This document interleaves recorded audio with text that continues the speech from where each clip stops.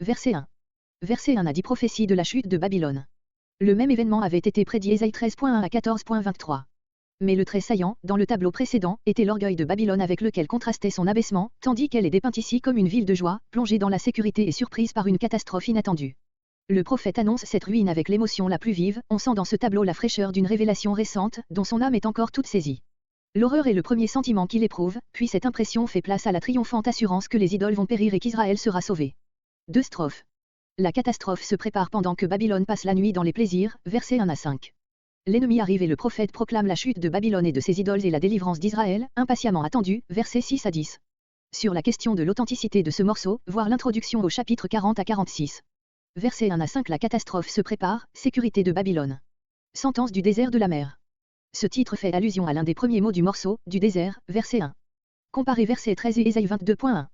Le désert de la mer désigne la Babylonie. Cette contrée, voisine du golfe Persique, est souvent nommée dans les inscriptions assyriennes le pays de la mer. Ce pays de la mer est appelé ironiquement par le prophète le désert de la mer, parce que Babylone va être changée en désert. Comparez Ésaïe 13.19-22. Le mot mer pourrait aussi faire allusion aux fréquentes inondations de l'Euphrate, avant qu'un système de canalisation eût mis la contrée à l'abri de ce fléau. Comparez Ésaïe 14.23 et le nom de mer donné au Nil, Ésaïe 19.5. Dans le Midi. Le Midi, Négueb désigne ordinairement dans l'Ancien Testament la contrée qui s'étend au sud de la Palestine, vers le désert d'Arabie. Les ouragans s'y déchaînent avec une violence extraordinaire. Comparez Job 1.19, Osée 13.15, Zacharie 9.14. Il vient. Le sujet est indéterminé, quelque chose vient. Terre redoutable. Peuplée de nations redoutables. Comparez Ésaïe 13.4, Ésaïe 13.17, Ésaïe 13.18. Verset 2. Le perfide. Il s'agit ou de l'ennemi qui emploie des ruses de guerre contre Babylone, comme le fit Cyrus, ou des peuples sujets qui la trahissent pour se joindre à lui. Ravage, il dévaste tout le pays dans leur marche contre Babylone.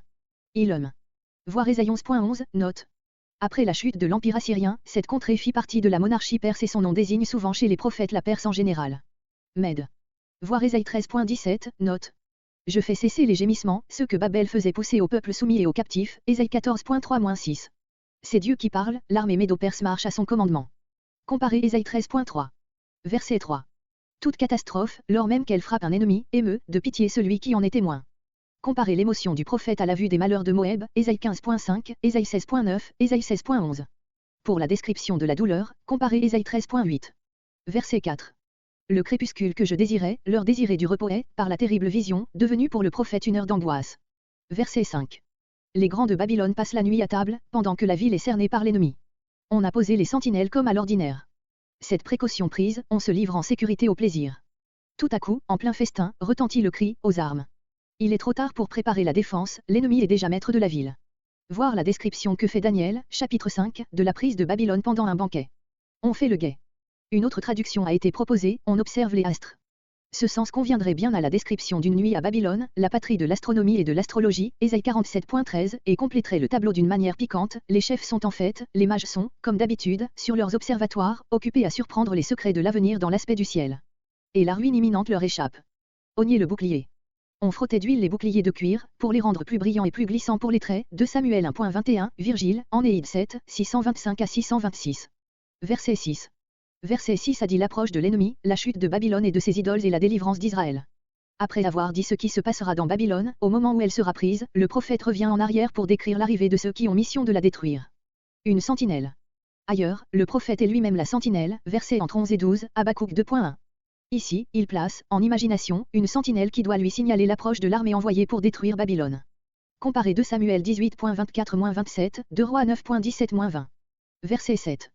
La sentinelle voit d'abord la cavalerie régulière qui s'avance en bon ordre, puis des cavaliers sur des ânes et sur des chameaux, ceux-ci ne marchent pas en rang comme les premiers.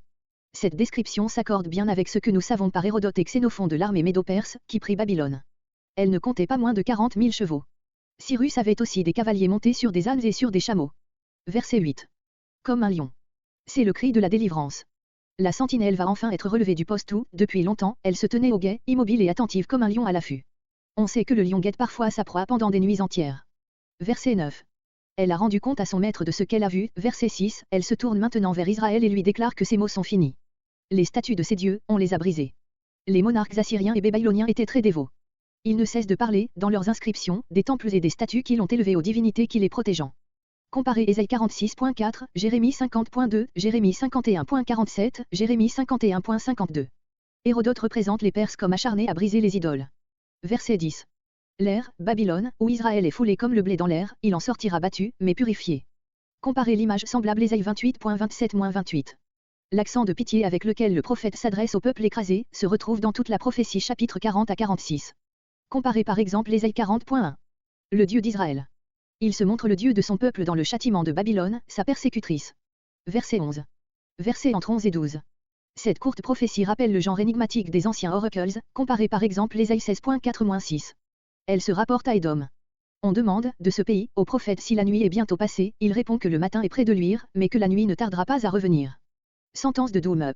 Plusieurs Doum sont mentionnés, soit par les auteurs profanes, soit par la Bible, Genèse 25.14, Josué 15.52. Aucun ne se trouve dans le pays d'Édom. Il résulte pourtant des mots de Séaïr que c'est de ce pays que la question du verset 11 est adressée au prophète. Doum désigne donc certainement ici Édom. L'auteur fait un jeu de mots. Doum signifie silence. Le nom d'Édom est changé en celui, peu différent, de Doum, pour désigner cette contrée comme le pays du silence, car la nuit y règne, un grand désastre a fait d'Édom la terre du silence. Une voix en sort pour demander si la calamité n'est pas bientôt passée. Le prophète répond que, si elle passe, ce ne sera que pour revenir. Et si l'on revient le consulter on n'en saura pas davantage. Sa réponse est une sorte d'énigme, on peut bien l'appeler l'oracle du silence.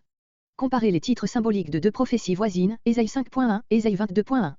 Séaïr, plateau montagneux qui s'étend de l'extrémité sud de la mer Morte à la mer Rouge, occupé par les Édomites, descendants d'Ésaü, Genèse 32.3. La sentinelle est le prophète lui-même. De Jérusalem, comme du haut d'une tour, il plonge ses regards dans la nuit qui couvre tous les peuples alentour, c'est à lui qu'ils viennent demander si bientôt on ne verra pas poindre l'aurore. La nuit, image de l'invasion et de l'oppression assyrienne, Ésaïe 8.20 à 9.1. Tous les petits États voisins de la Palestine furent, à cette époque, écrasés par les Assyriens. Seul, Juda demeurait intact. C'est donc à lui et à son Dieu que les Édomites regardent dans leur angoisse. Il est à remarquer que 3 autres ambassades, réelles ou fictives, envoyées par des païens à Jérusalem, sont mentionnées dans cette partie du livre d'Ésaïe, Ésaïe 14.32, Ésaïe 16.1, Ésaïe 18.2. Verset 12. Le matin vient, il y aura donc un adoucissement à votre position, mais la nuit aussi, de nouveaux malheurs vous attendent. C'est tout ce que le prophète peut leur dire.